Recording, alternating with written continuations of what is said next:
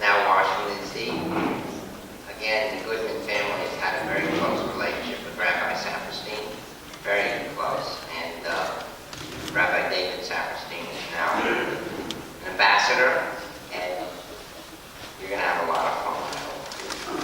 A big responsibility. My brother was murdered, as many of you know, on June 21st, 1964, with James Chaney and Michael Schwerner. Hello, Peter. As a matter of fact, Peter, Paul, and Mary sang at the unveiling, which was very moving. Thank you. Thank you. For being who you are. Peter, yeah.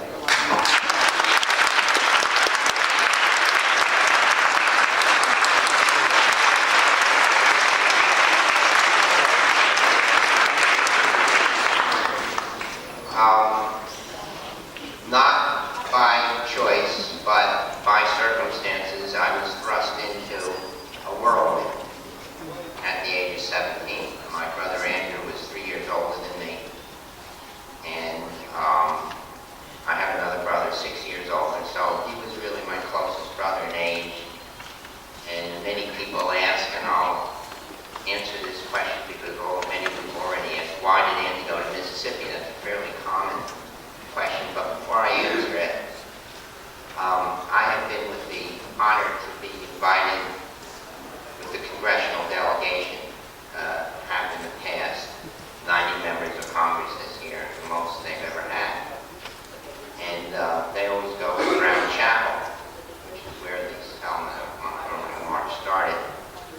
And this was pretty wild yesterday. Some of you have been there. Must have had something to do with the president coming.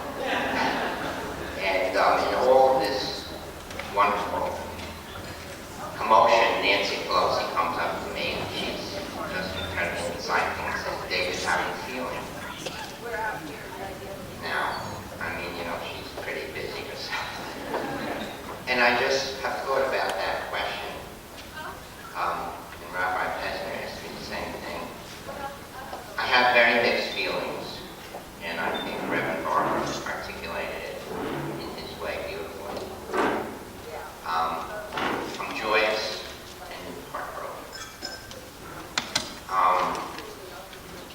Not just because I'm remembering my brother's death, because he was really assassinated. That's right.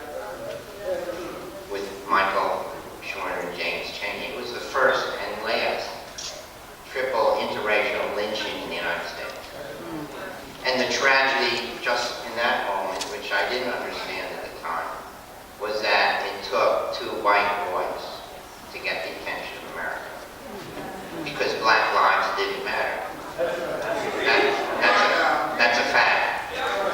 That wasn't an opinion, and of course no one had phrased it that way, because what we're saying now is black lives do matter, but black lives didn't matter, and I didn't understand that. I didn't understand that, notwithstanding my parents and the way we were brought up. But I came to understand it, and I came to understand the tragedy understanding it, which is that a huge percentage of our population didn't matter to the majority of the population.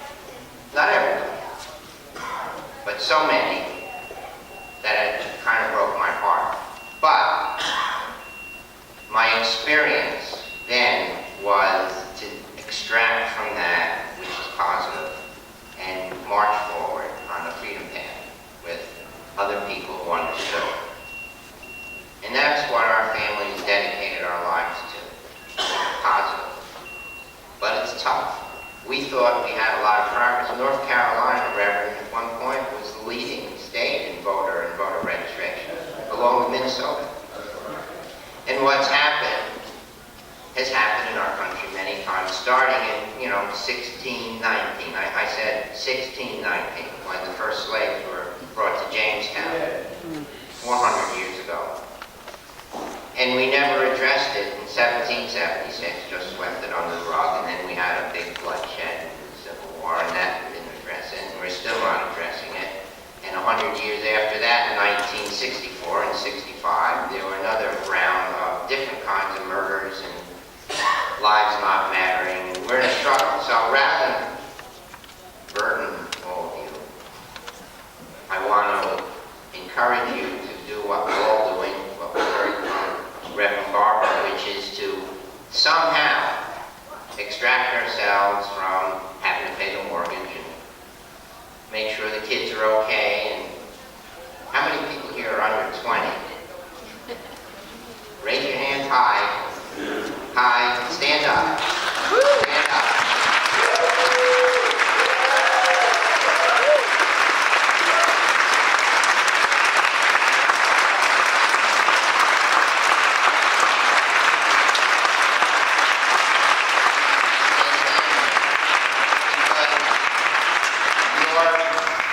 You're the ones we have to depend on.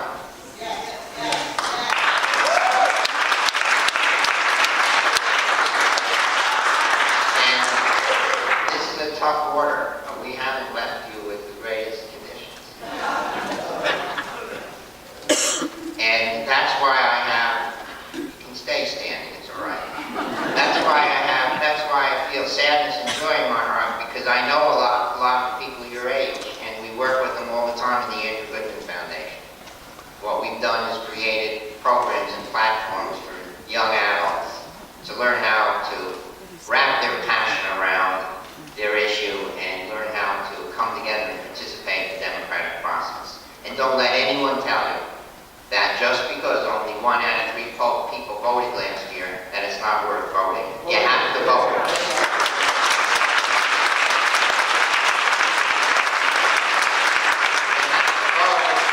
If you don't use it, you'll lose it right away. And it's down the tubes because there are people who don't want you to vote. And in Texas, if you have a school, a college graduate ID, you can't register, but if you have a gun permit, you can. Yeah. So we're hoping, we're counting on you, the next generation.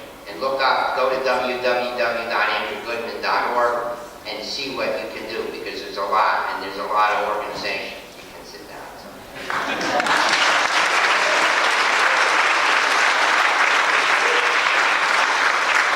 Unfortunately, I have to go back to Montgomery, but I want to say how honored I am to be here amongst you.